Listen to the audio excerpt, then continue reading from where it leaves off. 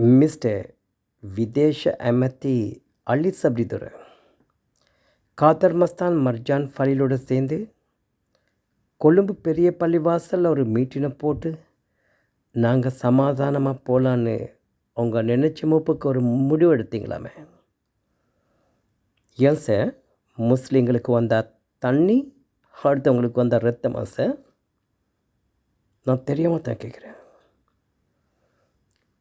மாத்தறை மாவட்டத்தில் அமைஞ்சிக்கிற வெள்ளிகம கல்பொக்க ஹப்ஸா பெண்கள் மதரசா இது 2வது வாட்டி பற்றி எரிஞ்சுது.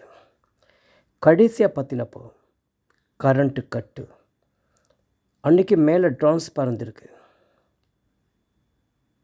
அந்த இடத்துல புதுசாக யகூதிங்க குடி வந்திருக்கு. அப்புறம் இந்த யகூதிங்க குடி வந்ததுக்கப்புறம் நடந்த 2வது அசம்பாவிதம். ஆனால் நீங்கள் கொழும்பு பெரிய பள்ளிவாசலில் மீட்டினை போட்டு சமாதானத்துக்கு ஒன்று கூடல் செய்வீங்க. நான் தெரியாமல் தான் கேட்குறேன். பாஸ்கு பிரகாரையில் எங்களை அநியாயமாக மட்டும் தட்டினானே. அப்போ இந்த சமாதான மீட்டிங் எங்கே போச்சு சார்? எங்கள்கிட்ட ஜனாசாக்களை அநியாயமாக இருக்க நீங்கள் ஒரு காரணமாக இருந்தீங்களே. அப்போ இந்த சமாதான மீட்டிங் எங்கே போச்சு சார்? ஓட்டு மாவடியில் எங்கள் உடம்பிறப்புக்களை அனாதைகளை அந்த காட்டுக்குள்ளே வீசிட்டு வந்தோமே.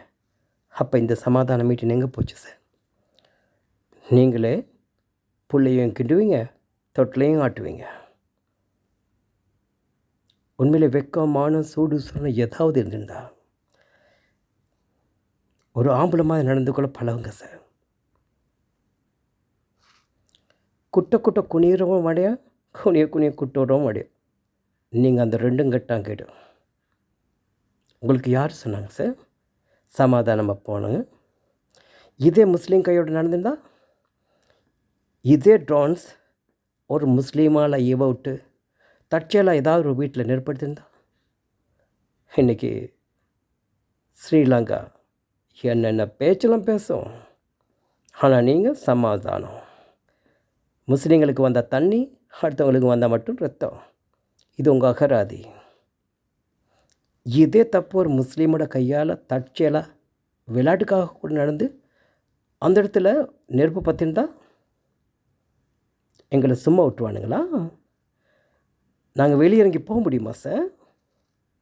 ஆனால் நீங்கள் அடியும் தெரியாது, நுனியும் தெரியாது, சமாதானம்.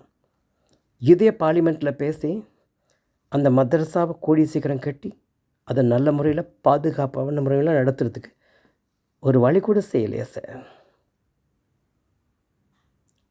அந்தளவு கையாளாக்காத முஸ்லீம் அமைச்சர் மாதிரி அந்த பார்லிமெண்ட்டில் இருக்கிறாங்க. ரவுஃப் ஹக்கீம் வந்துட்டு போனார்.